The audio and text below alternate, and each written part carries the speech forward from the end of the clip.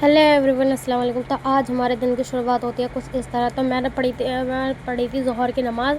ज़ोहर की नमाज़ पढ़ने के बाद मैंने पढ़ा कुरान शरीफ पढ़ने के बाद अब भैया मैं यहाँ पढ़ रही थी कुरान शरीफ पढ़ने के बाद मैं आप देख सकते हो अम्मी यहाँ लग गई थी आलू और प्याज की मतलब पकौड़ी मिक्स पकौड़ी बनाने के लिए। तो यहाँ मम्मी आलू की ग्रेड कर रही थी। आलू हमने बारीक बारीक चॉप कर लिए थे। मम्मी यहाँ बारीक बारीक चॉप कर रही थी आलू।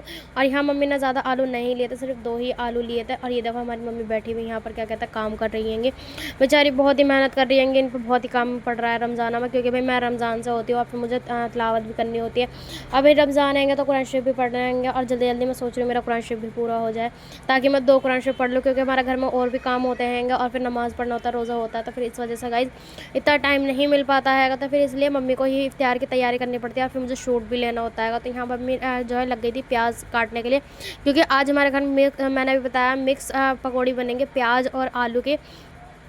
तो यहाँ उसी के लिए मम्मी जो है ना प्याज काट रही थी और उनके काट काट के आंसू निकल रहे थे। तो वो कह रही थी मुझे मत लेना, लेकिन भाई मैंने फिर भी ले लिया था। और भाई प्याज काट के तो बहुत ही आंसू निकलते थे, लेकिन पापा को खानी थी पालक की पकौड़ियाँ। तो पापा पालक भी ले आए थे, तो मम्मी ने कहा ठीक है यहाँ पर पालक की पकौड़ी भी ले आते बना लेती हूँ। और ये देखो मेरा भाई खड़ा हुआ था यहाँ पर, क्या कहते हैं, ये असर की नमाज़ पढ़ने के लिए वज़ू बनाने के लिए आया था घर पर।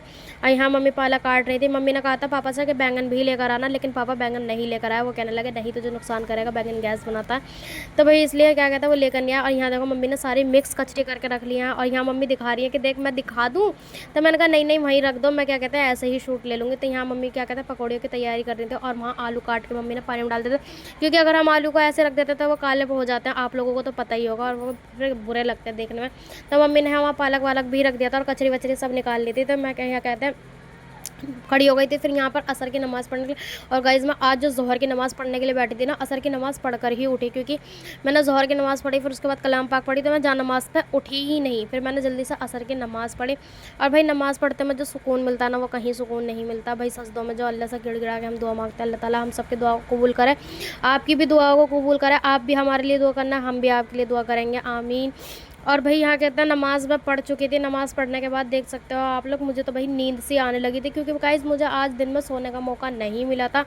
क्योंकि दिन में अगर 1 आध घंटा इंसान सो लेता है ना, तो उसकी थकान सी दूर हो जाती है, क्योंकि हमारे घर में इतना काम तो होता नहीं है कि जो इफ्तियारी का हमें मतलब इतना लोड हो कि हमें इतनी सारी इफ्तियारी बनानी है। और ये देखो मेरी किट्टू भाई ये बहुत मासूम है, बहुत प्यारी लगती है मुझे ये। और ये ना मेरी गोद में भी आ जाती है। और यहाँ पे देखो इसको ना गुदगुदी करवाने में इतना मज़ा आ रहा था ना, बहुत ही ज़्यादा। इसका ना गुदगुदी करते रहो, इसमें बहुत मज़ा आता है। और यहाँ फिर मम्मी लग गई थी देखो रंग बिरंगी हमारी कचरी तलने के लिए। और ये गैस ये कचरी ना मैं ना खुद कहकर स्पेशली मंगवाई थी अपने लिए, क्योंकि मुझे ये ना ये रंग बिरंगी कचरियाँ बहुत ही पसंद है, मुझे बहुत अच्छी लगती हैं ये। लेकिन इसमें ना कुछ जो साबुदाने के पापड़ आ गए थे, जो कि मुझे बिल्कुल भी अच्छे नहीं लगते। तो यहाँ मम्मी बना रही थी मिक्स पकौड़ियाँ।